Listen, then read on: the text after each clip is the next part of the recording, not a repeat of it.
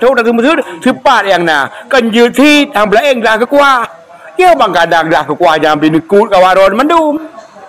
Hanai kamu. Makanya kan anda jaga partainya. Ya amban. Dah jaga tapi urung dro dah anda jaga kamu. Baik dia jaga partainya. Ya mubayah di mantap mesti kita yo.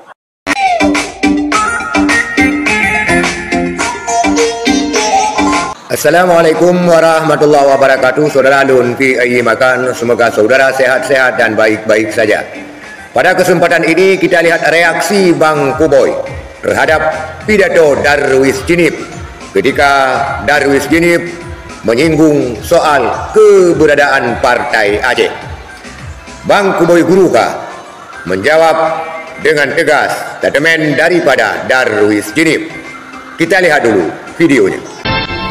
Tengah kahanali Partai Acehnya yang sebenarnya Bang Darwis Partai Acehnya atau bangsa Aceh, bangsa Aceh, darah huruf Aceh. Tapi kerana masyarakat yang kita jaga partai, ulun dro ni petinggi yang tua ke masyarakat, lebih tua ke kebetulan enggak yang ban kerana jaga awak dro ni atu makanan kero dek ajut. Kita mau ada tengah anu, makanya kan anda jaga. Yang ini lagi harap bahagia udah semua nah.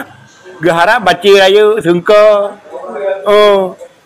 Ni engkau raya. Bantayo na sepat doang kacau dah semua sepat yang na. Kan juti tambah eng dah kekuat. Ya bang kadang dah kekuat jam binekut kawaron mendum. Hanai kamu. Makanya kan anda jaga partainya.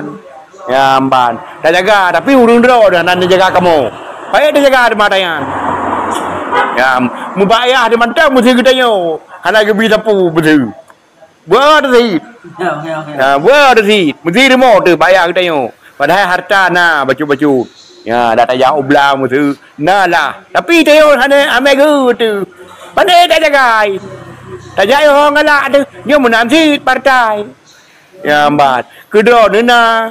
Kamu hana. Dia boleh depu le do Bang Darwis. Awaknya belai dah mi tangan ni ana. Kalim kawe kana ane ui mantai du war moduan ni. Atau war moyah droi. Ya mana. Udah pegah ada sangat dah pegah ada. Makanya kan anda jaga. Draw dah anda jaga kamu. Ni anda kalau pegah. Terima kasih. Assalamualaikum.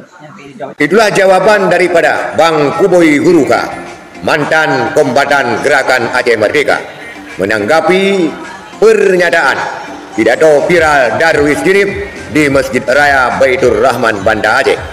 Ketika Darwis Jinip berpidato tentang mendiang almarhum Abu Razak, dan Darwis Jinip menyinggung tentang keberadaan Partai Aceh yang menurut Darwis Jinip adalah pulang ataupun terserah kepada rakyat Aceh nantinya.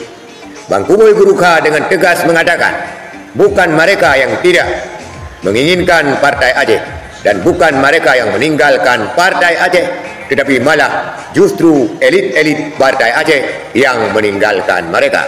Itulah reaksi Bang Kuboy Guruka terhadap statement Darwis Jinip.